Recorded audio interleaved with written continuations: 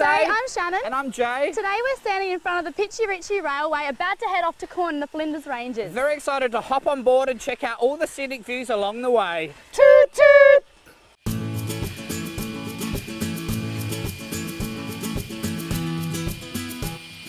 The Pitchy Ritchie Railway dates back to the 1870s when it was originally known as the Great Northern Railway. It later formed a part of the Central Australia Railway, commonly known as the Old GAN. This line was closed in 1956 and remained inactive for 17 years until the Pitchy Ritchie Railway Preservation Society started its restoration works on the line. It is now the oldest remaining section of the track of the former narrow gauge GAN that is still in use. Passengers can enjoy the Heritage Railway journey, which stretches 39 kilometres, similar to what it would have been about 100 years ago. Today we are travelling on a special double-headed train service from Port Augusta to Quorn. This has attracted many train enthusiasts from all over Australia who are very eager to get on and experience the ride.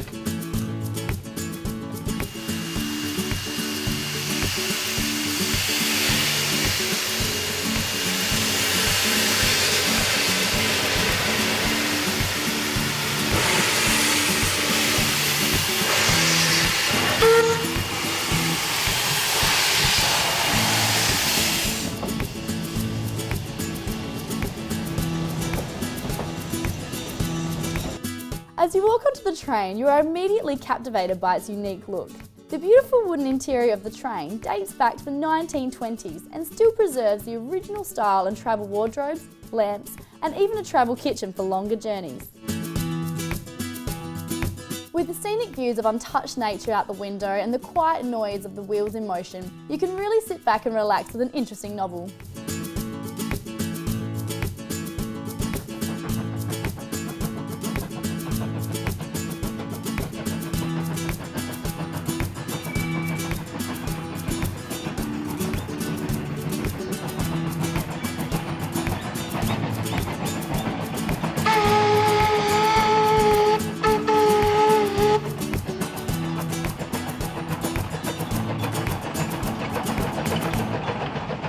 As we approach Woolshed Flat, the train stops for a photo stop where passengers are able to get off the train and watch it drive past into the wild outback. It then returns shortly after to pick everyone up and continue with the trip.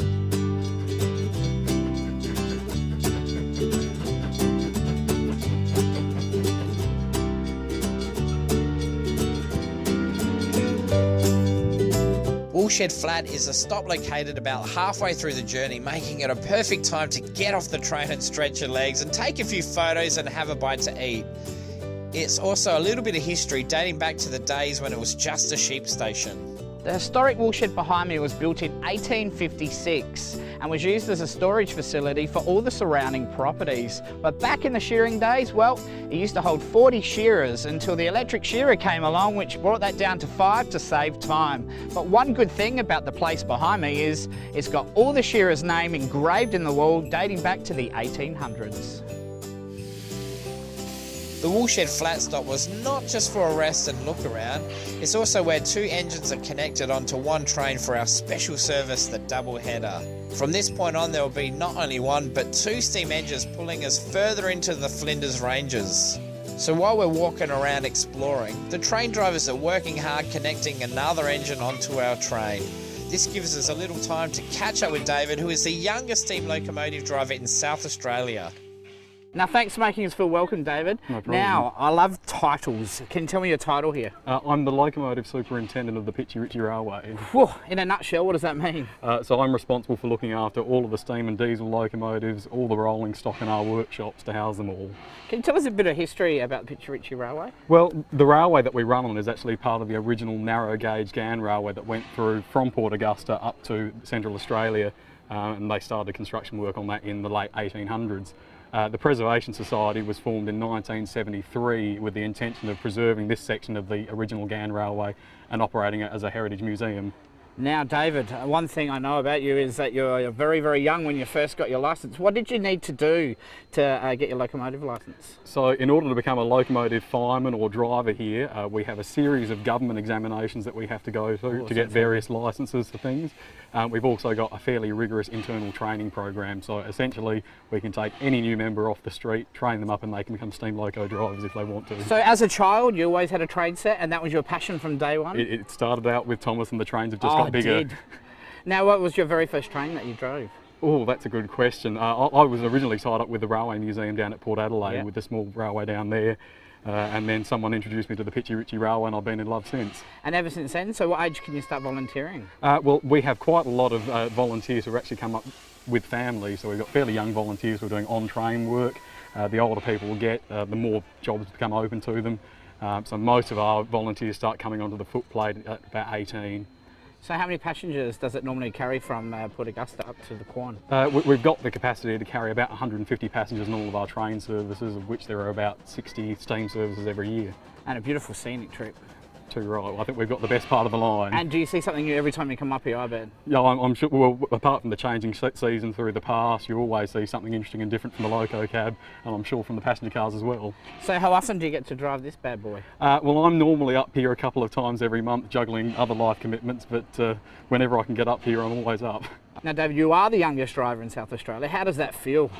It's interesting. We quite often get comments from the passengers when they look up into the loco cab that I don't have an old grey beard, but... and they think we're in safe hands is the first thing they think. I think they might sometimes, but we always get them there safely. Now, do you find it intimidating being around mature men? No, well certainly the society has a great atmosphere, and certainly it's an atmosphere in which one can learn a lot of things, so certainly the older drivers have taught me well, and we work well together. And they probably admire you for your young age. Well, I hope so. A lot of them started out 40 years ago in the same place as I did, just a little bit older. So your plans is to pass it on to the younger generation as well? If we can keep it going, I'd love to do beautiful. so.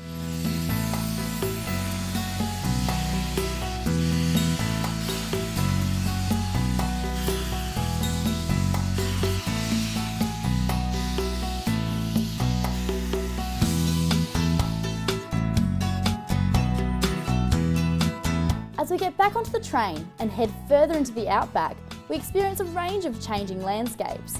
From beautiful cliff faces to deserted grasslands and patches of bushland, they all come together to form a stunning scenery of the region. One of the landmarks that can be viewed from the train is Devil's Peak. Home to many walking trails around the area, Devil's Peak stands 670 metres above sea level. It offers spectacular sweeping views of the surrounding area, and you can even see as far as Port Augusta.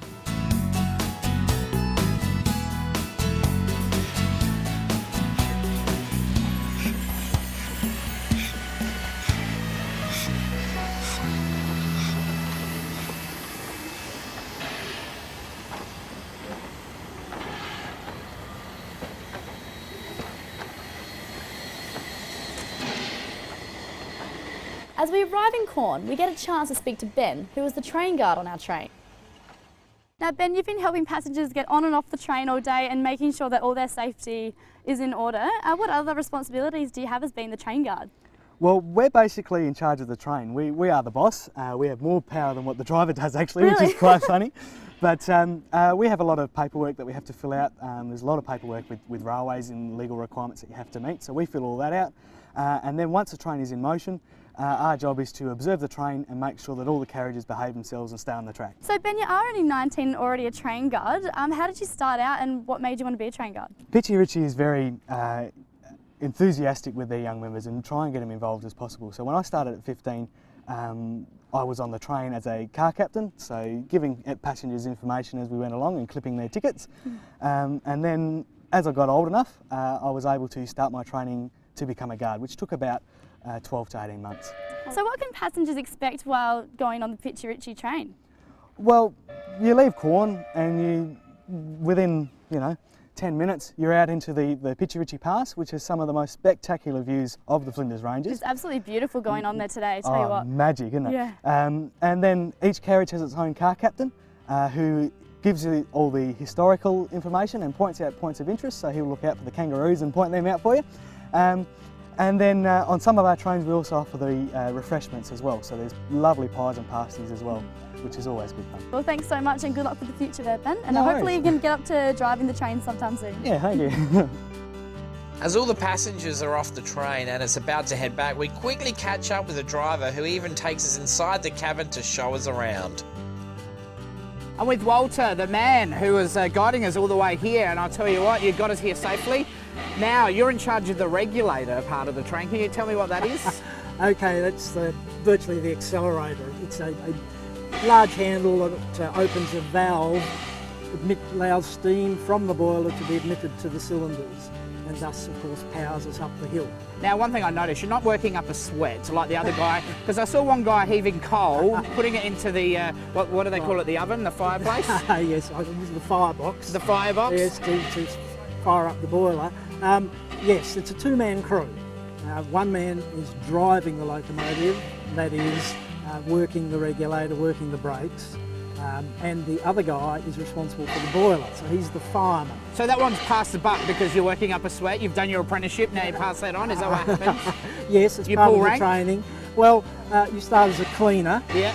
and the cleaner does exactly what you think. He cleans the locomotive, and then you get qualified as a fireman, and then later on as a driver. Now, Walter, what's with the passion of trains? I'm not sure really.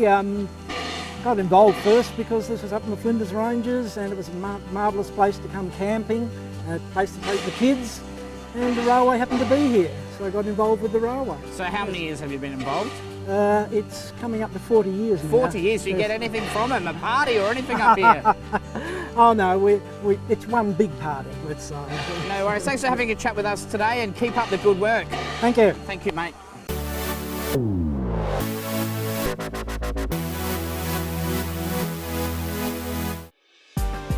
As we make our way further into the Flinders Ranges, we first stop at Warren's Gorge. The area has proven to be a popular place amongst tourists, with a camping ground spacious enough for everyone to have their own privacy. The range's geological history has become a place of interest for many geologists, as the cliff faces display different layers of sedimentary rock formations and fossil remains. I tell you what, the Flinders Ranges area absolutely rocks. Speaking of which, the rocks around here are over 500 million years old. Now, this number is pretty impressive. If you're interested in learning about landscape, there are a number of ways to explore this rich history of mountain formations. There are plenty of walks around the area as well as guided tours. It's amazing just how many different sites are available to see in the Flinders Ranges. But of course, the most famous of them all is the remarkable natural rock formation called Wilpena Pound.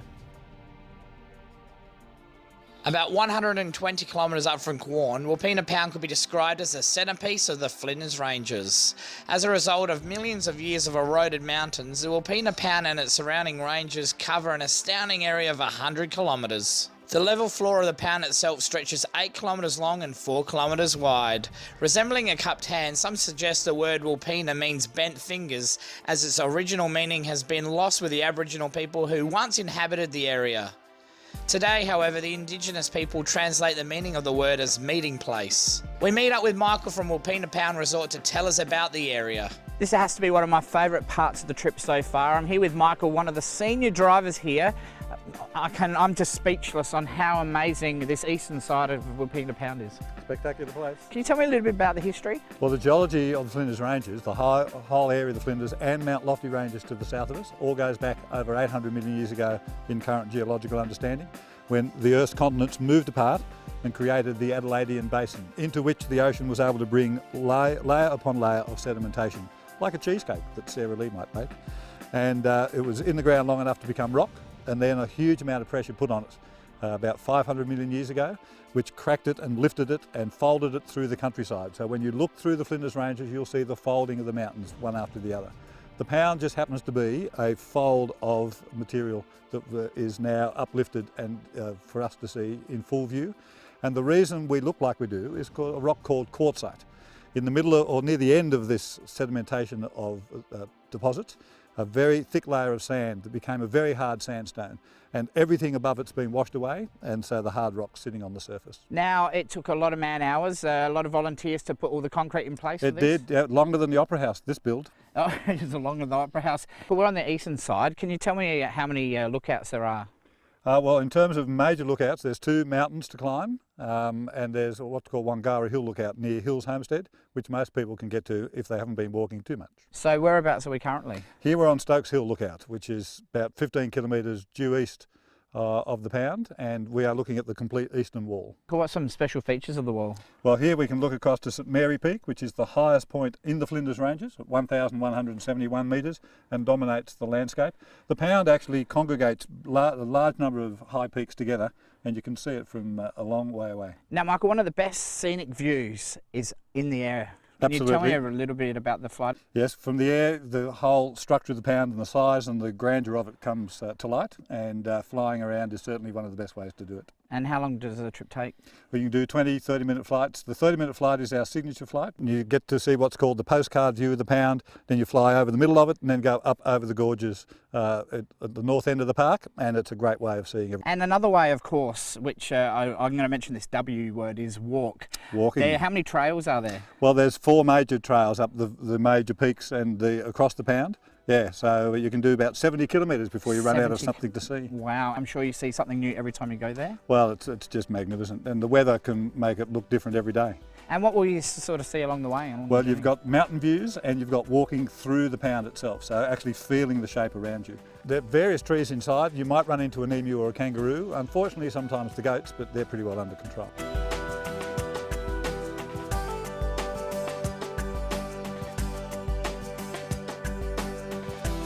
As we head back towards Corn, where we'll be staying the night, we stop at one of the historical sites of Flinders, Proby's grave. Hugh Proby came to South Australia in 1851 and was one of the first developers of the Flinders Ranges area and brought cattle to a farm. Unfortunately, this project only lasted less than a year because in 1852 he drowned in a nearby creek while trying to save some cattle from a thunderstorm. So we're standing next to Hugh Proby's grave here. I understand he had a huge impact on the agriculture industry back in the day. Absolutely. So he established Kanika Station and he decided to introduce cattle as opposed to sheep because the shepherds kept nicking off. They were leaving and everyone was abandoning the sheep and they were being stolen and killed. He made some connections over in Adelaide and he was one of the first people to bring them into the area. So Sonia, we're standing next to this huge marble stone for Proby, but how did they actually get it here? Because I know that marble's not common in this area. His family, they had to send the gravestone over from Scotland, made it to Port Augusta by ship, and then it was brought here by bullock train. So it was dragged all the way from Port Augusta, and obviously it's a good piece of marble because it's still here. Yeah, definitely. And so why is it important for visitors to kind of come and check it out, do you think, and why does it interest them? Well, it's interesting because it connects us with our European heritage. So he was the 3rd son of the Earl of Carrisfort, so not much was happening here. He was one of the real establishers of the area, so it's fascinating to see those short connections that we've got with European history. Well, you know what, we've got a little bit more ground to cover looking through the Flinders Ranges area. Why don't we go check it out? Sounds good. Although Proby did introduce cattle to the area, the idea didn't really stick. So to this day, farming is limited to a very few types. One of the very few local produce farmed here is sheep, so why don't we take some lamb back with us and see what we can cook up with it.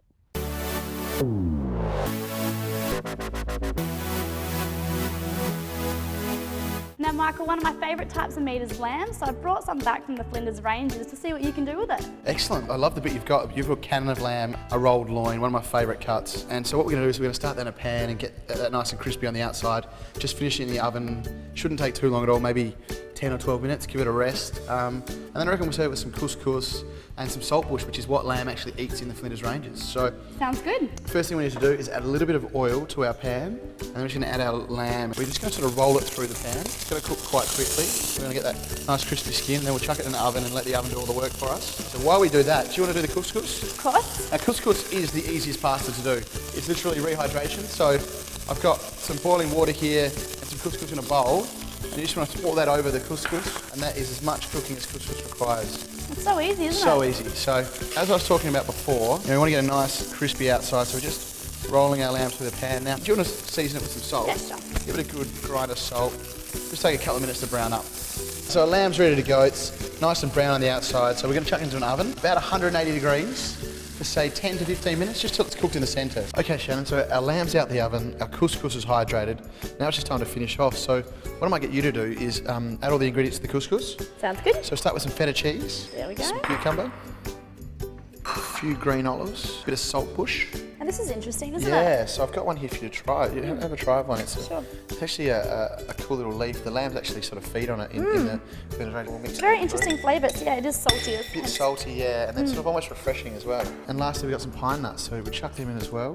While you mix it together, I'll drizzle in some lemon juice, and I'll slice our lamb. So I've got our beautiful cannon of lamb here that's going to be cooked to nice and medium rare. So I'm just going to slice off some nice sized pieces. What we'll do now is actually plate this up. We're going to put a nice pile of the couscous that you've mixed so beautifully in the middle. And you want to get a bit of it, the couscous is the main salad part of the dish. And I've got some yogurt here. So this is some cumin yogurt I've made, just some Greek yogurt, some cumin. I'm just going to drizzle that over the top of the couscous. And then we're just going to place our little bits of carved lamb on top, and I reckon a couple of little saltbush leaves around it just to garnish. I'll tell you what, that's a Flinders Ranges size serving of some beautiful couscous with saltbush and lamb.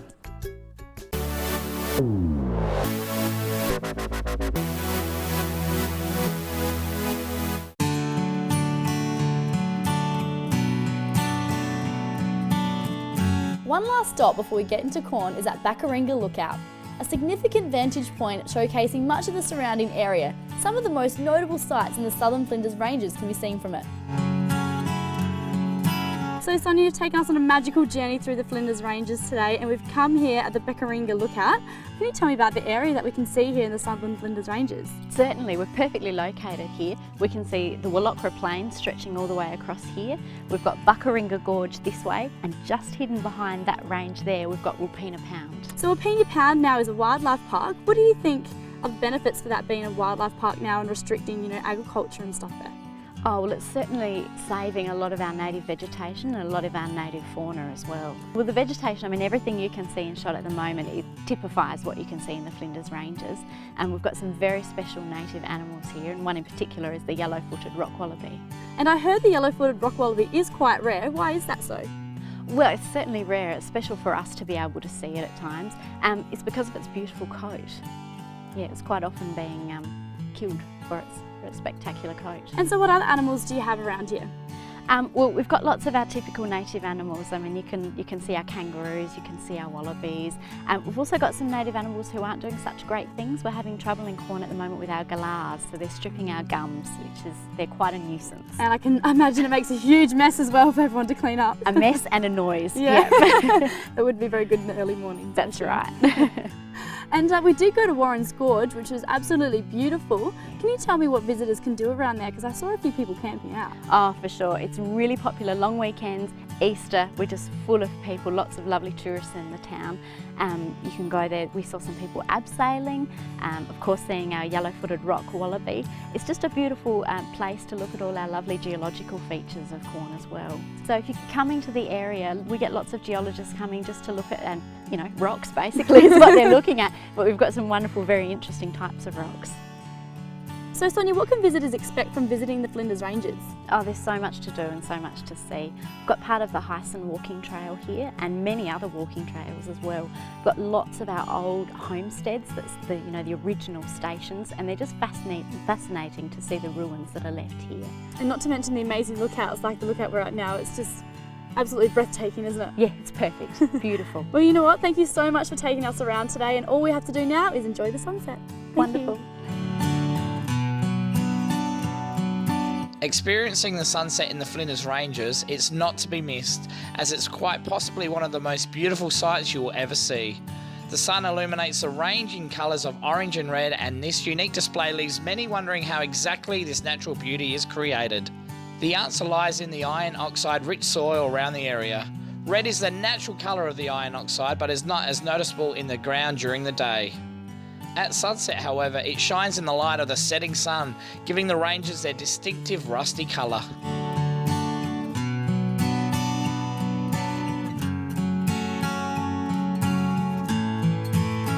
Now Shannon, what a great way to finish day one. Tell you what, Jay, I had an awesome day today checking out the sights around Corn, and the Pitchy Ritchie Railway was really cool as well. Now I'm a little bit puffed, but I've got enough energy for tomorrow.